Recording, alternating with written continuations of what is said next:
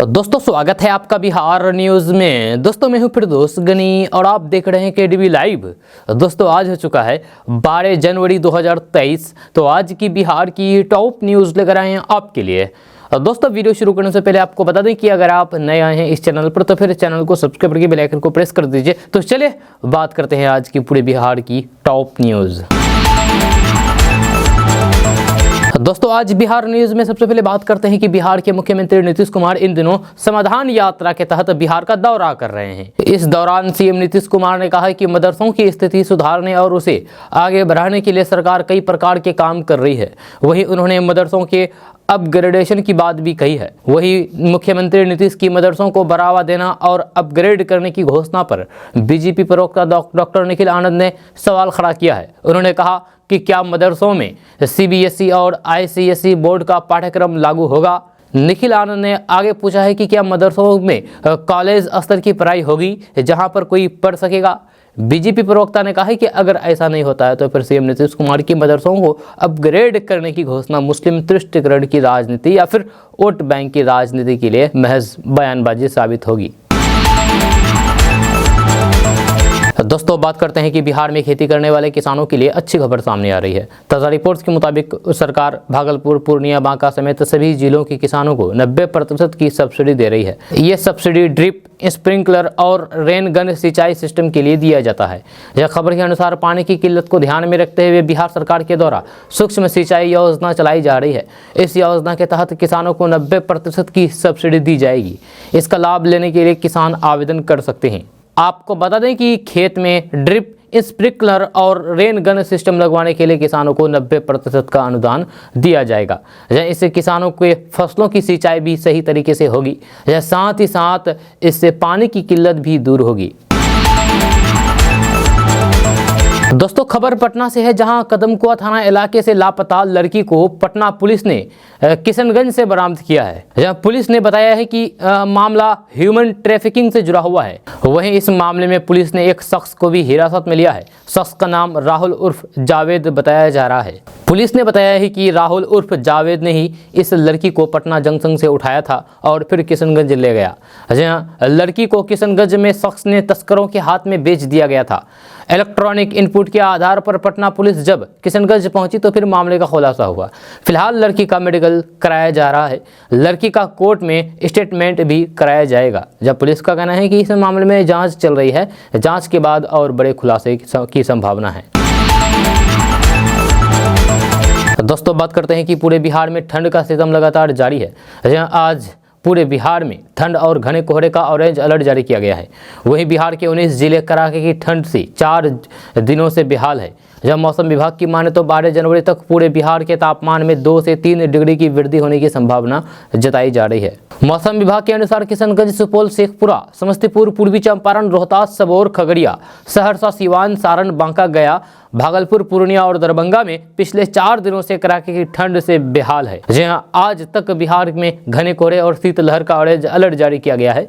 राजधानी पटना में आज कोहरे में कमी दिखाई दी है। जहां मौसम विभाग के मुताबिक अगले 72 घंटे में रात के तापमान में 2 से 3 डिग्री सेल्सियस तक की बढ़ोतरी होने की संभावना है। आज पूरे बिहार में धुंध में भी कमी के आसार जताए गए हैं। वहीं बीते मंगलवार को बांका जिले में न्यूनतम तापमान 3.2 डिग्री सेल्सियस दर्ज किया गया, जो कि सबसे ज्यादा ठंडा रहा। राजधानी पटना की बात करें तो यहाँ का न्यूनतम तापमान 8 डिग्री सेल्सियस, पूर्वी चंपारण में 5 डिग्री सेल्सियस, नवादा में 5 डिग्री, फरबिसगंज में 6 डिग्री, गया में 6 डिग्री, शेखपुरा में 7 डिग्री, किशनगंज में 7 डिग्री सेल्सियस दर्ज किया गया। आपको बता दें कि कोहरे और ठंड के कारण जनजीवन तो अस्त व्यस्त है, लेकिन इसका प्रभाव ट्रेन और फ्लाइट पर भी पड़ा है। जब बिहार से जाने और फिर आने वाली ट्रेनें 15 घंटे से देरी चल रही है, साथ ही फ्लाइट का भी यही हाल है।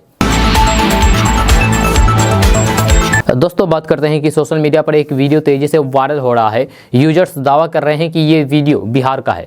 वीडियो में दावा किया जा रहा है कि जमीन से तेल निकल रहा है।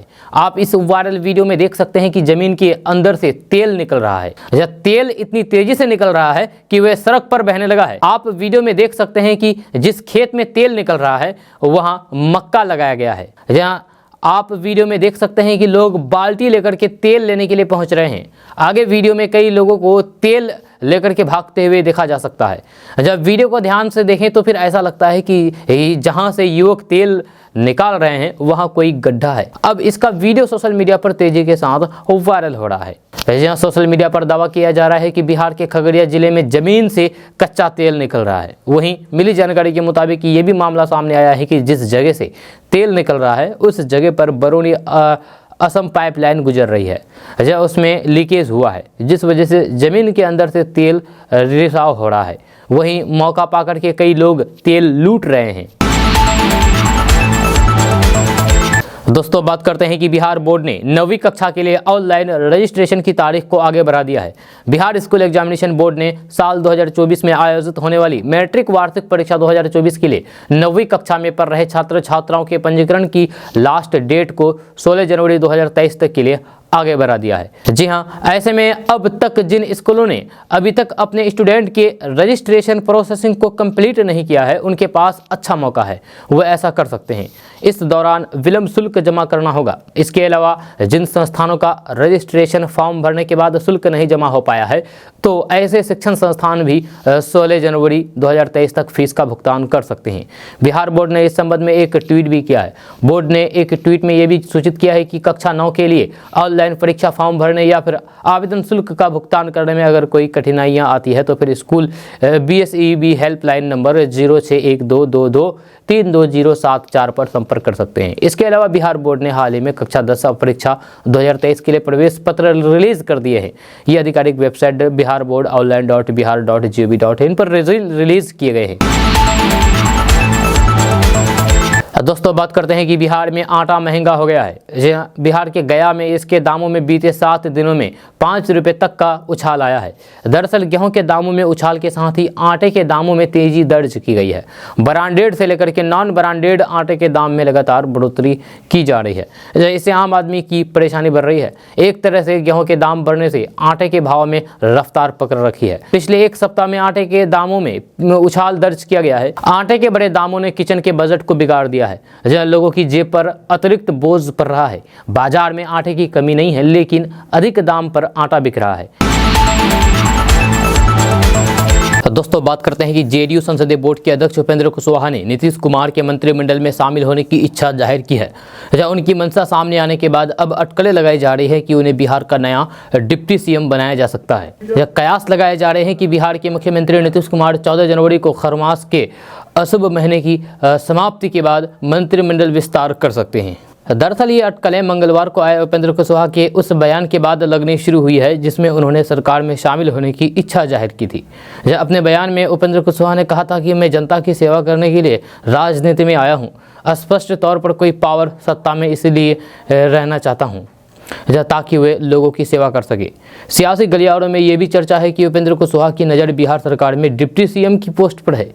उनके हालिया बयान से भी माना जा रहा है कि वे नीतीश सरकार में पद चाहते हैं। आपको बता दें कि उपेंद्र कुशवाहा मानव संसाधन विकास विभाग के पूर्व केंद्रीय राज्य मंत्री रह चुके हैं। उपेंद्र कुशवाहा पिछले साल ही महागठबंधन में शामिल हुए थे। उन्होंने अपनी राष्ट्रीय लोक समता पार्टी का जनता दल यूनाइटेड में विलय कर दिया था। दोस्तों बात करते हैं कि बिहार के पूर्णिया में मंगलवार की दोपहर मोहनपुर ओपी पुलिस की गाड़ी पेड़ से टकरा करके सड़क हादसे का शिकार हो गई। यह हादसा उस वक्त हुआ जब पुलिस शराब मामले में गिरफ्तार आरोपी को पुलिस कोर्ट में ले जा रही थी। पेड़ से टकराने के बाद पुलिस की गाड़ी में आग लग गई। इस मौके का फायदा उठा करके कैदी मौके से फरार हो गया। वहीं इस हादसे में मोहनपुर ओपी के एएसआई समेत 5 पुलिसकर्मी घायल हो गए। जी हां, दुर्घटना के बाद स्थानीय लोगों ने जलती गाड़ी से 5 घायल जवानों को गाड़ी का शीशा तोड़ करके बाहर निकाला। वहीं सूचना मिलने पर नगर थाना की पुलिस मौके पर पहुंची और सभी घायलों को राजकीय मेडिकल कॉलेज अस्पताल के इमरजेंसी वार्ड में भर्ती कराया गया। इधर पुलिस वाहन पर बैठा आरोपी मौके से फरार हो गया। दोस्तों बात करते हैं कि बिहार में शुरू हुई जाति जनगणना के खिलाफ सुप्रीम कोर्ट में जनहित याचिका दायर की गई है। याचिका में कहा गया है कि बिहार सरकार न सिर्फ भारतीय संविधान का उल्लंघन करके जाति जातिगत जनगणना करा रही है बल्कि जातीय दुर्भावना पैदा करने की भी कोशिश कर रही है। सुप्रीम कोर्ट में ये जनहित याचिका बिहार के नालंदा के निवासी अखिलेश कुमार ने दायर किया है। याचिका में कहा गया है कि जनगणना कानून के तहत सिर्फ केंद्र सरकार ही देश में जनगणना करा सकती है। इसके लिए नियम बनाए गए हैं जिसके तहत जनगणना कराई जाएगी। राज्य सरकार को जनगणना कराने का अधिकार ही नहीं है। ऐसे में बिहार सरकार ने जातिगत जनगणना कराने का आदेश जारी करके संवैधानिक प्रावधान का उल्लंघन किया है। सुप्रीम कोर्ट में दायर याचिका में कहा गया है कि सरकार किसी व्यक्ति की जाति और धर्म के आधार पर कोई भेदभाव नहीं कर सकती है। जी हाँ, भारतीय संविधान की कई धाराओं में स्पष्ट तौर पर यह बातें कही गई है। संविधान में यह भी कहा गया है कि किसी जाति को ध्यान में रख करके कोई नीति या पॉलिसी नहीं बनाई जा सकती है। कोर्ट में दायर याचिका में कहा गया है कि भारतीय संविधान में केंद्र सरकार और फिर राज्य सरकार के कार्यों का बंटवारा किया गया है। इसमें राज्यों के जिम्मे जनगणना कराने का अधिकार है ही नहीं। भारतीय संविधान में जातिगत भेदभाव खत्म करने पर जोर दिया गया है। दोस्तों, बात करते हैं कि बिहार की राजधानी पटना में फेयर प्राइस डीलर्स एसोसिएशन की ओर से कल पटना में विशाल प्रदर्शन किया गया। इस दौरान राज्य भर से यानी कि पूरे बिहार से करीब 10,000 पीडीएस डीलर सरकार के खिलाफ सड़क पर उतर गए। राशन विक्रेताओं की हड़ताल और फिर विरोध प्रदर्शन के कारण दिन भर पटना शहर की सड़कें अस्त व्यस्त रही। राजधानी पटना के लोगों को पूरा दिन जाम की परेशानी से गुजरना पड़ा। आपको बता दूं कि बिहार के राशन डीलर बीते 10 दिनों से हड़ताल पर थे। सरकार ने उनकी मांगों पर विचार करने के लिए 2 माह का समय लिया है। सहमति बनने के बाद राज्य भर में पीडीएस डीलर बुधवार से राशन बंटवारा शुरू कर दिया है। आपको बता दूं कि राशन डीलर 1 जनवरी से हड़ताल पर थे। इस दौरान डीलरों ने राशन बंटवाना बंद कर दिया था। उनकी ये हड़ताल 19 जनवरी तक बुलाई गई थी। दोस्तों, बात करते हैं कि मध्य प्रदेश में कल से ही 2 दिन तक ग्लोबल इन्वेस्टर समिट का आयोजन किया गया। इस समिट का उद्घाटन पीएम नरेंद्र मोदी ने वीडियो कॉन्फ्रेंसिंग के माध्यम से किया है। यही नहीं, उन्होंने इस समिट को संबोधित किया है।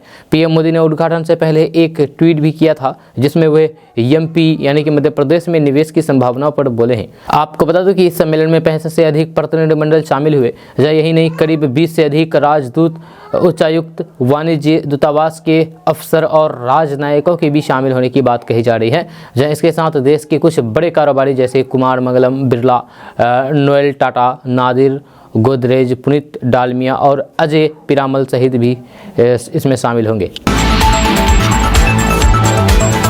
दोस्तों, बात करते हैं कि 2024 के लोकसभा चुनाव के पहले मोदी मंत्रिमंडल में आखिरी फेरबदल इसी महीने देखने को मिल सकता है। जी हां, दिल्ली के सियासी गलियारों में लगातार इस बात की चर्चा हो रही है। माना जा रहा है कि 2024 की चुनावी तैयारी को ध्यान में रखते हुए प्रधानमंत्री नरेंद्र मोदी अपने कैबिनेट में बड़ा बदलाव कर सकते हैं। जब बीजेपी के अंदरूनी सूत्र भी मान रहे हैं कि केंद्रीय कैबिनेट में शामिल कई मंत्रियों को अब संगठन में जगह दी जा सकती है। साथ ही साथ कुछ ऐसे नए चेहरे भविष्य के लिए फायदेमंद साबित हो जो प्रधानमंत्री नरेंद्र मोदी उन पर भरोसा जता सके। केंद्रीय मंत्रिमंडल में फेरबदल की खबरों के बीच इस वक्त दिल्ली में स्थित मंत्रालय में बेचैनी भी देखने को मिल रही है। हर कोई जानना चाहता है कि फेरबदल में किसका पत्ता कटेगा और किसके लिए जगह बन जाएगी।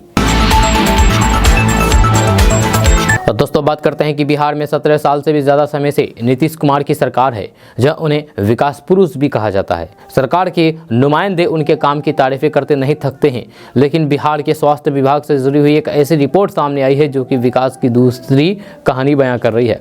जहाँ हाल ही में केंद्रीय स्वास्थ्य विभाग की ओर से रिपोर्ट सामने आई है जिसके अनुसार बिहार में 63% महिलाएं कुपोषित है, जबकि 69% बच्चे कुपोषित बताए गए हैं। राष्ट्रीय परिवार स्वास्थ्य सर्वेक्षण 5 के अनुसार जो रिपोर्ट प्रस्तुत की गई है उसके अनुसार बिहार में 63% गर्भवती महिलाएं एवं 69% बच्चे कुपोषण से जूझ रही है। वहीं इसी आयु वर्ग की 63% सामान्य महिलाएं कुपोषित है। बात अगर सिर्फ पटना जिले की करें तो फिर यहाँ भी स्थिति ज़्यादा बेहतर नज़र नहीं आती है। जब पटना जिले की 15 से 49 आयु वर्ग की 63% गर्भवती महिलाएं कुपोषित की शिकार है। दोस्तों, बात करते हैं कि बिहार के बक्सर जिले के इस चौसा प्रखंड में स्थित बनारपुर में बिहार पुलिस का अमानवीय चेहरा दिखा है। जब 12 बजे रात में घर में घुस करके सो रहे किसान पर लाठियां बरसाई गई। जब पिछले 2 महीने से उचित मुआवजे की मांग को लेकर के ये किसान आंदोलन कर रहे थे। जिले के कई किसानों ने पुलिस की वाहन में आग लगा दी। भीड़ को तितर-बितर करने के लिए पुलिस ने करीब 6 राउंड की हवाई फायरिंग भी की। पूरा इलाका पुलिस छावनी में तब्दील हुआ। दोनों तरफ से पत्थरबाजी हुई। दरअसल चौसा में SJVN के द्वारा पावर प्लांट के लिए किसानों का भूमि अधिग्रहण 2010-11 से पहले किया गया था। उस समय किसानों को 2010-11 के अनुसार मुआवजे का भुगतान किया गया था। दोबारा जब कंपनी ने 2022 में किसानों की जमीन अधिग्रहण करने की कार्रवाई शुरू की तो फिर अब किसान वर्तमान दर के हिसाब से अधिग्रहण की जाने वाली जमीन का मुआवजा मांग रहे हैं, जबकि कंपनी पुराने दर पर ही मुआवजा देकर के जबरदस्ती जमीन अधिग्रहण कर रही है। इसके विरोध में पिछले 2 महीने से किसान आंदोलन कर रहे हैं। इसी बीच देर रात पुलिस ने घर में घुसकर के महिलाओं, पुरुषों और फिर बच्चों पर बर्बरतापूर्ण लाठियां बरसाई। किसानों का कहना है कि थर्मल पावर प्लांट लगाने से पहले जिले के किसानों को कंपनी द्वारा आश्वासन दिया गया था कि कंपनी के इस इलाके में स्थापित हो जाने के बाद इस जिले में तीव्र गति से विकास होगा। कंपनी के CSR फंड से यहाँ बड़े बड़े स्कूल, हॉस्टल और फिर रोजी रोजगार के संसाधन बनाए जाएंगे। चारों तरफ खुशहाली होगी, नौकरी में स्थानीय लोगों को वरीयता दी जाएगी। लेकिन किसानों को बताया गया है कि कंपनी के अंदर सभी कर्मियों की बहाली अन्य प्रदेशों में की गई है। लेकिन अब किसानों ने बताया है कि कंपनी के अंदर सभी कर्मियों की बहाली अन्य प्रदेशों से की गई है। दोस्तों, बात करते हैं कि स्वास्थ्य विभाग द्वारा बिहार के मरीजों का पॉकेट बोझ कम करने के लिए आधिकारिक 611 प्रकार की दवाएं फ्री में देने की व्यवस्था की गई है। इसमें ग्रामीण इलाकों के मरीजों को भी मुफ्त में मधुमेह, BP, मिर्गी और दमा की दवाएं मिलेगी। विभाग द्वारा जारी सूची में हर स्तर के अस्पताल के लिए OPD के मरीजों के लिए अलग अलग दवाओं की सूची जारी की गई है, जबकि भर्ती मरीजों के लिए दवाओं की अलग सूची तैयार की गई है। विभाग द्वारा बिहार राज्य मानसिक स्वास्थ्य एवं सहबद्ध विज्ञान संस्थान कोइलवर में मुफ्त मिलने वाली 144 प्रकार की दवाओं की सूची भी जारी की गई है। विभाग द्वारा यह भी स्पष्ट कर दिया गया है कि शहरी प्राथमिक स्वास्थ्य केंद्र, हेल्थ एंड वेलनेस सेंटर और फिर स्वास्थ्य उपकेंद्रों में मरीजों की भर्ती होने की व्यवस्था नहीं है। ऐसे में वहां पर भर्ती मरीजों को मिलने वाली मुफ्त दवाओं की सूची नहीं दी गई है। दोस्तों, बात करते हैं कि बिहार में चल रही जाति आधारित गणना के दौरान गलत जानकारी देना महंगा पड़ सकता है आपको। जी हां, नीतीश सरकार 1 अप्रैल 2023 से दूसरे चरण की गणना के दौरान आपके द्वारा दी गई सूचना का सत्यापन करेगी। ऐसी स्थिति में गलत सूचना देने वालों के लिए मुसीबत खड़ी हो सकती है। घर घर गणना करने पहुंच रहे कर्मचारी भी लोगों को इस आशय की जानकारी दे रहे हैं। वहीं पटना जिले में 1 लाख मकान से अधिक मकानों की नंबरिंग अब तक हो चुकी है। यह पटना जिले में 20 लाख परिवारों की गणना होनी है। बिहार में 204 जातियां हैं, उन्हीं के मुताबिक जाति आधारित गणना होनी है। पहले चरण में नजरी नक्शा बनाकर के मकान की नंबरिंग की जा रही है। जब गणना करने वाले कर्मचारियों ने अपने क्षेत्र का नजरी नक्शा बनाया है कि किस कर्मचारी का कौन सा क्षेत्र है। गणना के लिए नजरी नक्शा इसलिए बनाया गया है ताकि एक मकान की दूसरी बार गणना ना हो सके और मकान छूटे भी नहीं। जब गणना कार्य में लगे अफसरों और फिर कर्मियों का कहना है कि लोग उनसे कई सवाल पूछ रहे हैं। लोगों ने कर्मचारियों से पूछा है कि क्या गणना के बाद मतदाता सूची से नाम हटा दिया जाएगा। वैसे लोग ज़्यादा सशंकित हैं जिनके पास दोहरा वोटर कार्ड, पेंशन या फिर राशन कार्ड है। 2 जगहों पर रहने वाले लोग गणना के फॉर्मेट में एक ही जगह पर पूरा विवरण देंगे ताकि दोनों जगहों पर उनकी गणना नहीं हो जाए। यदि 2 जगहों पर रहने वाले लोग अलग अलग जगहों पर जानकारी देते हैं तो फिर ऐसी स्थिति में दूसरे चरण की गणना में उनकी पहचान हो जाएगी। इसके लिए नया सॉफ्टवेयर विकसित किया जा रहा है। दोस्तों, बात करते हैं कि बिहार और केंद्र सरकार की विभिन्न योजनाओं में अधिग्रहित की जाने वाली जमीन की मुआवजा देने के मामले में DM और फिर कमिश्नर की आर्थिक शक्ति को बढ़ा दिया गया है। राजस्व एवं भूमि सुधार विभाग ने रैयत को मुआवजा देने के लिए DM के निर्णय लेने के पावर में 14 करोड़ और कमिश्नर के पावर में करीब 34 करोड़ की बढ़ोतरी कर दी है। 1 जनवरी से प्रभावी व्यवस्था के तहत DM 23 करोड़ रुपए तक का एस्टिमेट निर्धारित कर सकेंगे। 23 से अधिक और फिर 58 करोड़ तक के मामलों में मंत्रिमंडल आयुक्त निर्णय लेंगे। हर नई साल की पहली तारीख को इसमें 10% की बढ़ोतरी होगी। दोस्तों, बात करते हैं कि बिहार में नगर निकाय चुनाव की प्रक्रिया पूरी होने के बाद नवनिर्वाचित प्रतिनिधियों के लिए एक और काम की खबर है। नगर निकाय के अंदर आने वाले विज्ञान के लिए पैसा वसूलने को लेकर ही सरकार ने नई नियमावली लागू की है। नई नियमावली में 4 कैटेगरी के अंदर विज्ञापन को रखा गया है। निकाय अब इसी के मुताबिक होर्डिंग शुल्क और फिर विज्ञापन शुल्क वसूलेगी। इसमें पुल फ्लाईओवर पर लगे बड़े बड़े आकार वाले विज्ञापन, शौचालयों, वाहनों पर लगे विज्ञापन शामिल है। इसके अलावा अपने ब्रांड के साथ दूसरे ब्रांड का नाम देने पर भी अलग से शुल्क देना होगा। इसमें वैसे होर्डिंग भी शामिल होंगे जो अस्थायी तौर पर किसी पर्व, त्यौहार या फिर राजनीतिक आयोजनों पर लगाए जाते हैं। विज्ञापनदाताओं को बोली में भाग लेने से पहले संबंधित नगर निकाय में पंजीकरण कराना होगा। जी हाँ, पंजीकरण 3 साल के लिए मान्य होगा। दूसरे और तीसरे साल के लिए नवीनीकरण शुल्क भी देना होगा। किसी भी बिल्डिंग, जमीन, दीवार, होल्डिंग, फ्रेम, संरचना, किसी भी वाहन पर विज्ञापन प्रसारित या फिर प्रकाशित करने पर विज्ञापन के लिए पंजीकरण शुल्क देना होगा। ये पंजीकरण की तिथि से 3 साल तक का मान्य होगा। रेलवे विज्ञापन के लिए मिलने वाले राजस्व का 25% नगर निकायों को उपलब्ध कराया जाएगा। दोस्तों, बात करते हैं कि बिहार विधान परिषद में नेता प्रतिपक्ष सम्राट चौधरी ने आज दिल्ली में पत्रकारों से बातचीत की है। जहां इस दौरान उन्होंने सीएम नीतीश कुमार को पुराने दिनों की याद दिलाई है। उन्होंने कहा है कि वे बिहार के लिए बोझ बन गए हैं, अब वे प्रधानमंत्री बनने का सपना देख रहे हैं, उनका ये सपना धरा रह जाएगा। उन्होंने कहा है कि महागठबंधन में मुख्यमंत्री नीतीश कुमार जी की अब कोई राजनीतिक हैसियत नहीं बची है। नीतीश जी बिहार के लिए बोझ बन गए हैं, फिर भी प्रधानमंत्री बनने का सपना देख रहे हैं। उन्होंने कहा है कि उनकी पीएम बनने का सपना धरा रह जाएगा। सम्राट चौधरी ने कहा है कि जो इंसान आज तक बिना चुनाव लड़े ही साम दाम दंड भेद के जरिए सत्ता की कुर्सी पर जबरन बैठा हो, वह भला प्रधानमंत्री जैसे लोकतांत्रिक पद के बारे में सोचता कैसे है। उन्होंने कहा कि बिहार में लालू नीतीश जी की उत्पत्ति भाजपा के चलते हुई है, लेकिन आज यही लोग भाजपा को सिखा रहे हैं, भाजपा के बारे में अनाप शनाप बोल रहे हैं। जिनकी नींव पर उन्होंने अपनी राजनीतिक इमारत बनाई है, नीतीश जी के लिए पीएम की बात दूर है। अगर ये पंचायत चुनाव के भी लड़े तो फिर उसमें भी जनता उनकी जमानत जब्त करवा देंगे। नरेंद्र मोदी के बूते ही जदयू 2020 के विधानसभा चुनाव में 45 और 2019 के लोकसभा चुनाव में 2 से 16 सीट पर पहुंच गई, फिर भी इनकी तोता मैना उन्हें प्रधानमंत्री बनने के योग्य बता रहे हैं। उन्होंने कहा कि अगर नीतीश कुमार जी के अंदर थोड़ी सी भी राजनीतिक वजूद बची हो तो फिर वे विधानसभा भंग कराएं और सबसे पहले अपने गृह जिले के किसी भी एक सीट पर नॉमिनेशन करें। वहां की महान जनता इनकी जमानत जब्त करवाने का काम करेगी। दोस्तों, बात करते हैं कि बिहार की राजनीति में बड़ा बदलाव आने की सुगबुगाहट है। जहां अंदर खाने में खबर है कि इधर जैसे ही सूर्यदेव मकर राशि में प्रवेश करेगी तो फिर दूसरी तरफ कई दलों के नेता इधर से उधर पार्टी बदलेंगे। नेताओं का ये गोचर योग बिहार में बड़ा खेला किए जाने के अभी से ही संकेत दे रहे हैं और हो सकता है कि दही चूड़ा के भोज में इस परिवर्तन के आसार दिख जाए।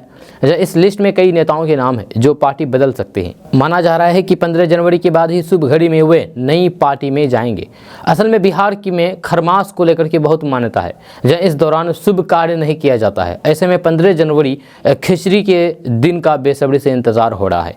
जब बिहार में राजनेताओं की ओर से दिया जाने वाला दही चूड़ा का भोज काफी खास होता है। बिहार में सत्तासीन राजद जदयू दोनों की ओर से दही चूड़ा के भोज का आयोजन किया जा रहा है।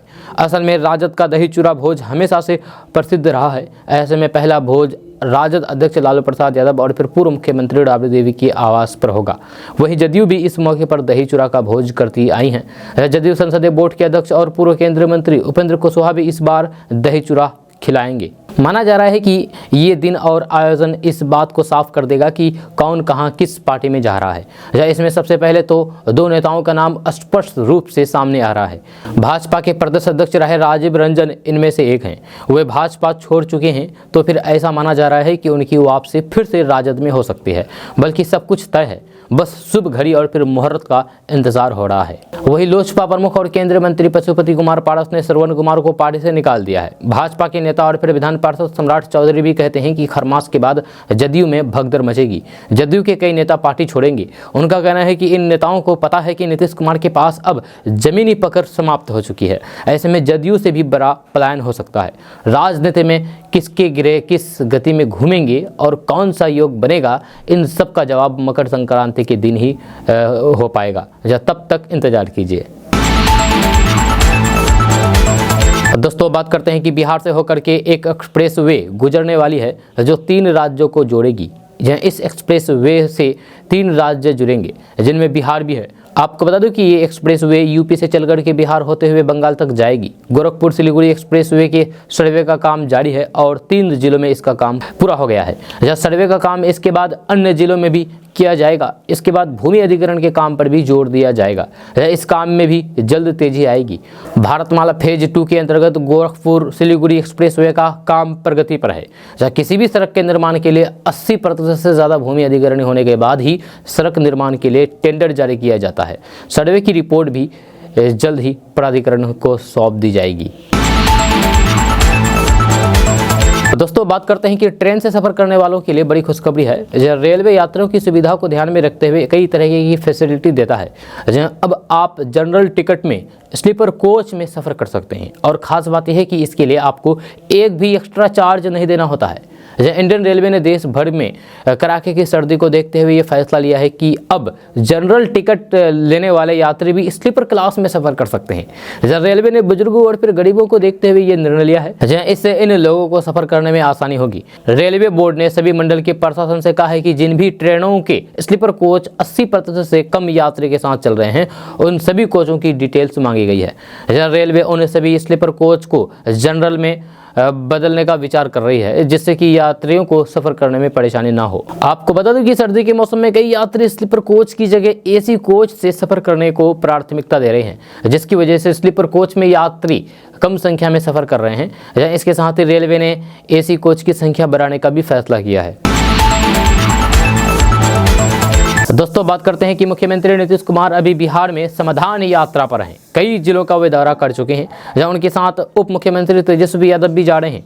इसको लेकर के बिहार बीजेपी के प्रदेश अध्यक्ष संजय जायसवाल ने कहा कि नीतीश कुमार की ये समाधान यात्रा समय पास यात्रा है। संजय जायसवाल ने कहा है कि नीतीश कुमार खुद तो कुछ करते नहीं हैं और केंद्र सरकार की जो योजना है उस पर वे ध्यान भी नहीं देते हैं। सभी जिलों में वे घूम रहे हैं, लेकिन एक भी प्रेस ब्रीफिंग नहीं कर रहे हैं कि वे किस तरह का समाधान कर रहे हैं। एक गांव को 15 दिन पहले रंग रोगन करके सजाया जाता है। मुख्यमंत्री उसी को पूरे बिहार का विकास समझ लेते हैं। यह मुख्यमंत्री और उप मुख्यमंत्री दोनों मिलकर के बिहार को बर्बाद कर रहे हैं। संजय जायसवाल ने कहा है कि बक्सर और अन्य जिलों में भी मीडिया के माध्यम से ये देखने को मिल रहा है कि खाद के लिए किसानों की लंबी लंबी लाइन लगती है, जबकि 69,80,000 टन खाद बिहार सरकार के पास अभी उपलब्ध है। उन्होंने कहा है कि मैं चैलेंज के साथ कहता हूं कि अगर मैं गलत कहता हूं तो फिर हम पर केस करें। उन्होंने कहा है कि बिहार में यूरिया खाद बहुत पहले से इतनी मात्रा में मौजूद है कि आखिर खाद की किल्लत क्यों हो रही है। बिहार के वित्त मंत्री और फिर कृषि मंत्री मेरी बात को गलत बताते हैं, लेकिन हमने जो कहा है ये बिल्कुल सच्चाई है, सच है। दोस्तों बात करते हैं कि सरकारी अस्पताल में इलाज कराने वाले शहरी क्षेत्र की मरीजों के लिए अच्छी खबर सामने आई है। अब मरीज बिना अस्पताल गए वीडियो कॉल पर डॉक्टर से बात कर सकेंगे और उनसे सलाह ले सकेंगे। इसके साथ ही वे डॉक्टर के लिए पुर्जे यानी कि ई प्रिस्क्रिप्शन को डाउनलोड कर सकेंगे। स्वास्थ्य विभाग ने इसके लिए ई संजीवनी ऐप लॉन्च किया है। इससे मरीजों को अस्पताल में ओपीडी के लिए लंबी कतार में लगने से छुटकारा मिलेगा। वे घर बैठे डॉक्टर से परामर्श ले सकेंगे। इस सुविधा को पाने के लिए मरीज को बस प्ले स्टोर से ई संजीवनी ऐप डाउनलोड करना होगा। इसके बाद उन्हें अपना मोबाइल नंबर ऐप में रजिस्ट्रेशन करना होगा। रजिस्टर्ड नंबर से मरीज अपना नंबर आने पर वीडियो कॉल करके डॉक्टर से परामर्श ले सकेंगे।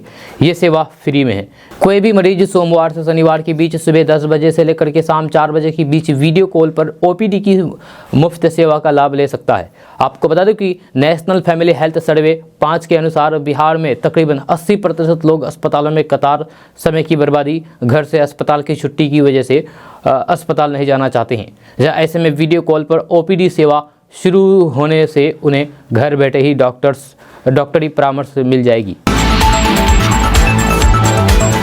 दोस्तों बात करते हैं कि बिहार में आंगनबाड़ी केंद्र से 6 साल तक के करीब 1.5 करोड़ लाभुकों को फरवरी से तभी पोषाहार का लाभ मिल सकेगा जब उनका आधार कार्ड का सत्यापन पोषण ट्रैक एप्लीकेशन से हो पाएगा। इसके लिए सभी ओपीडी कार्यालय में 16 जनवरी से 15 फरवरी तक कैंप लगाए जाएंगे। आईसीडीएस ने इस संबंध में सभी जिलों को निर्देश जारी कर दिया है। जारी किए गए निर्देश के मुताबिक आंगनबाड़ी केंद्र पर दी जाने वाली सेवाओं का लाभ प्राप्त करने के लिए पोषण ट्रैकर एप्लीकेशन पर लाभार्थियों का पंजीकरण एवं पंजीकृत लाभार्थियों का आधार सत्यापन कराना अवश्य है। विभाग के मुताबिक बहुत से लाभुक ऐसे हैं जिनका निबंध यानी कि रजिस्टर्ड ऐप पर नहीं है। इस कारण से पोषाहार देने में सेविका को भी परेशानी होती है। दोस्तों बात करते हैं कि बिहार में सत्ताधारी दल जेडीयू के दो नेता अपने डांस को लेकर के अक्सर सुर्खियों में बने रहती हैं। यह नीतीश कुमार की पार्टी जेडीयू के विधायक गोपाल मंडल हो या पूर्व के जेडीयू के विधायक श्याम बहादुर सिंह, डांस देख करके दोनों खुद को रोक नहीं पाते हैं। कई ऐसे मौके आए जब दोनों नेता बारबालाओं के साथ ठुमके लगाते नजर आ चुके हैं। ताज़ा मामला सीवान से सामने आया है, जहां जेडीयू के पूर्व विधायक श्याम बहादुर सिंह का डांस लगाते हुए एक वीडियो सोशल मीडिया पर वायरल हो रहा है। वायरल वीडियो में सीवान के बरहरिया से जेडीयू के विधायक रहे श्याम बहादुर सिंह डांसर के साथ ठुमके लगाते दिख रहे हैं। स्टेज पर चढ़े श्याम बहादुर सिंह भोजपुरी गाने दारू बाजारू हा चल जाला हो पर कुर्ता उठा करके डांस के साथ झूम रहे हैं। वीडियो बीते 1 जनवरी की रात का बताया जा रहा है। हालांकि आपको वीडियो नहीं दिखाया जा रहा है क्योंकि वीडियो में डांस अश्लील किया जा रहा है। जी हाँ, आप फोटो से ही संतुष्ट कर लीजिए, वीडियो आपको नहीं दिखाया जा रहा है। सीवान के तरवारा बाजार में बर्थडे पार्टी का आयोजन किया गया था, जिसमें पूर्व विधायक जेडीयू के पूर्व विधायक श्याम बहादुर सिंह बतौर अतिथि के तौर पर पहुंचे थे। इस मौके पर ऑर्केस्ट्रा का भी आयोजन किया गया था। स्टेज पर डांसर डांस कर रही थी, जिसे देख करके पूर्व विधायक श्याम बहादुर सिंह खुद को रोक नहीं पाए और स्टेज पर पहुंच गए। इस दौरान उन्होंने डांसर के साथ जम करके ठुमके लगाए। इसी दौरान वहां मौजूद किसी शख्स ने वीडियो बना करके सोशल मीडिया पर शेयर कर दिया, जो अब तेजी से वायरल हो रहा है। दोस्तों बात करते हैं कि सीतामढ़ी जिले में बाघ होने की खबर सामने आने के बाद क्षेत्र में दहशत का माहौल है। लोग कभी भी किसी भी तरह के अनहोनी की आशंका से डरे हुए हैं। आपको बता दूं कि वन विभाग की टीम पिछले 5 दिनों से लगातार बाघ की खोज को लेकर के रेस्क्यू अभियान चलाने का काम कर रही है। जब पिछले कई दिनों से बाघ के होने की खबर वन विभाग को मिल रही है। वन विभाग को जिन जिन इलाकों में बाघ की मौजूदगी की होने की खबर जब से मिली है, तब से वन विभाग की टीम उन जगहों पर लोगों को सावधान रहने के लिए माइक के जरिए अलर्ट किए जाने की कोशिश कर रहे हैं। जहाँ सोशल मीडिया पर दूसरे जगहों के बाघ की तस्वीर को ये कह करके वायरल किया जा रहा है कि वह सीतामढ़ी के ग्रामीण इलाकों में घूम रहा है। स्थानीय लोगों में भी बाघ के विभिन्न जगहों पर होने की खबर जंगल की आग की तरह फैल गई। आपको बता दूं कि 5 जनवरी को पहली दफ़ा इलाके में बाघ होने की खबर सामने आई थी। तब से लेकर के आज तक कई ऐसे इलाके में जहां बाघ के घूमने की खबर लोगों के द्वारा कही जा रही है। जब खेतों में बाघ के पद चिन्ह के आधार पर उसकी खोज खबर लगातार की जा रही है। इतना ही नहीं, इलाके में टीम के द्वारा लगातार बाघ की खोज खबर को लेकर के अभियान चलाया जा रहा है। दोस्तों बात करते हैं कि राष्ट्रीय राजधानी दिल्ली को कुछ दिनों के लिए शीतलहर से भले ही राहत मिल गई हो, मगर प्रदूषण की वजह से दिल्ली एनसीआर का हाल बेहाल है। राजधानी के कई क्षेत्रों में वायु पर गुणवत्ता सूचकांक यानी कि AQI बहुत खराब से लेकर के गंभीर श्रेणी तक पहुंच गया है। दिल्ली एनसीआर के अलावा अपना बिहार के कई इलाके भी जहरीली हवा में सांस लेने के लिए विवश हैं। आपको बता दूं कि केंद्रीय प्रदूषण नियंत्रण बोर्ड यानी कि CPCB के आंकड़ों के अनुसार साल 2022 में दिल्ली देश का सबसे प्रदूषित शहर रहा, जबकि बिहार के 3 जिले भी शीर्ष 10 प्रदूषित शहरों की सूची में शामिल है। तो दोस्तों बात करते हैं कि बिहार के खगड़िया से अजब मामला सामने आया है। यहां इंडियन ऑयल कॉरपोरेशन यानी कि IOC की तेल पाइपलाइन से रिसाव होने पर भारी भीड़ जमा हो गई। यह लोग अपने बर्तनों में तेल बटोर कर ले गए। यह आरोप है कि कुछ बदमाशों ने चोरी की नीयत से तेल पाइपलाइन को जानबूझ करके तोड़ा है। यह तेल पाइपलाइन में रिसाव की सूचना पर पश्चिम बंगाल से टीम बुलाई गई। यह घटना मंगलवार सुबह की है। दोपहर तक तेल पाइपलाइन का लीकेज बंद नहीं हुआ। जानकारी के मुताबिक खगड़िया जिले में चौथम प्रखंड के बाकिया गांव के पास मंगलवार सुबह IOC की गुवाहाटी बरौनी तेल पाइपलाइन में रिसाव हो गया। पाइपलाइन क्षतिग्रस्त होने से तेल खेत में हजारों लीटर क्रूड ऑयल फैल गया। आशंका जताई जा रही है कि बदमाशों ने चोरी की नीयत से तेल पाइपलाइन में छेद किया है। पुलिस भी पाइपलाइन में बदमाशों द्वारा पाइपलाइन में तोड़फोड़ से इनकार नहीं कर रही है। पाइपलाइन में छेद होने की वजह से खेत के अंदर तेल बहने लगी। इसकी सूचना जैसे ही आसपास के ग्रामीणों को मिली तो फिर मौके पर भारी भीड़ जमा हुई। लोगों ने पाइपलाइन से रिस रहे तेल को बटोरना शुरू कर दिया। दोस्तों एक कहावत है कि दूध का जला छाछ भी फूंक फूंक करके पीता है। कुछ ऐसा ही नज़ारा पटना के राबड़ी आवास पर देखने को मिला है, जहां मंगलवार की दोपहर लंच टाइम में डिप्टी CM तेजस्वी यादव और बिहार कांग्रेस प्रभारी भक्त चरण दास साथ में खाना खाते नजर आए। इस मुलाकात की घोषणा राजद के ट्विटर हैंडल से की गई, जिसमें तेजस्वी और भक्त चरण दास दोनों साथ में लंच कर रहे हैं। तेजस्वी और भक्त चरण दास की मुलाकात में पक्की सियासी खिचड़ी की सुगंध की दूर दूर फैलने लगी है। ऐसा माना जा रहा है कि नीतीश कुमार कभी भी पलट सकते हैं, यह क्योंकि ये उनके लिए ये नया नहीं होगा। इससे पहले भी तेजस्वी यादव को धोखा दे चुके हैं। ऐसे में आरजेडी के लिए कांग्रेस एक अच्छा विकल्प हो सकता है।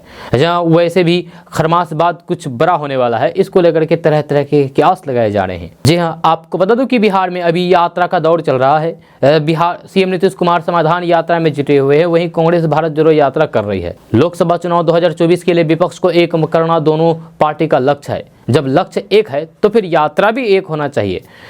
इसी को देखते हुए कांग्रेस ने सीएम नीतीश कुमार और फिर तेजस्वी यादव को यात्रा में शामिल होने का न्योता दिया था, लेकिन ना तो नीतीश कुमार गए और ना ही तेजस्वी। नीतीश कुमार अपनी अलग समाधान यात्रा पर निकले हैं। ऐसे में तेजस्वी और बिहार के प्रभारी भक्तचरण दास का मिलना एक अलग संकेत दे रहा है। इससे साफ है कि आने वाले समय में बिहार की राजनीति में बदलाव हो सकता है।